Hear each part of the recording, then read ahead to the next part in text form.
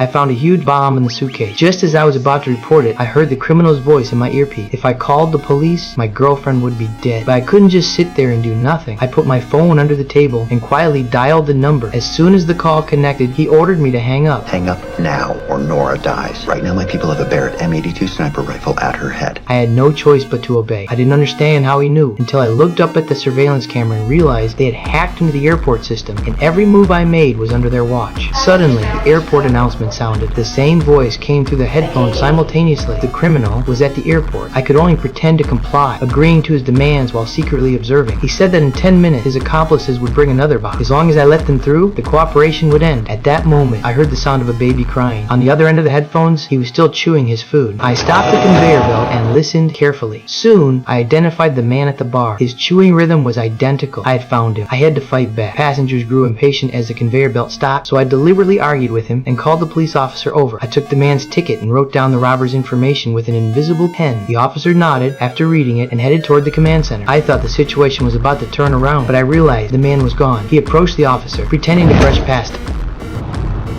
A minute later, the officer collapsed and died. The criminal took the ticket, gave me a cold glance, and walked away. I had completely lost my support. I could only follow orders for now. Soon, his accomplice appeared. He wore a red hat and carried a suitcase. When I saw what was inside, I froze. Even after countless training, I had never seen anything like it. The danger level was 99%. I dared not say a word and could only let him pass. As he walked toward the plane, I shouted to stop him, remembered his name, and returned the ticket to him, but my mind was completely in turmoil. If I reported it, my girlfriend would die. If I didn't report it, the 800 people on the plane would die. My stomach churned, and I rushed into the bathroom to vomit. Just then, the criminal appeared. He said that as long as we held on until the plane took off, my girlfriend and I would survive. I could only return to my post and watch as the plane's takeoff procedures began. But at the critical moment, a group of police officers appeared, intending to conduct random luggage checks. It was that phone call that caught the female officer's attention. This was my only chance. I remembered the red-hatted man's name, and while the team leader was in a meeting, I scanned the key and added him to the random inspection list. Sure enough, he was quickly taken away. The criminal panicked and demanded to know what I had done. What did you do?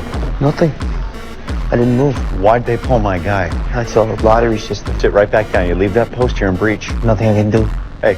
This is over. I tore off my earpiece, rushed toward my girlfriend, but when I reached her, the infrared targeting point was directly aimed at her head.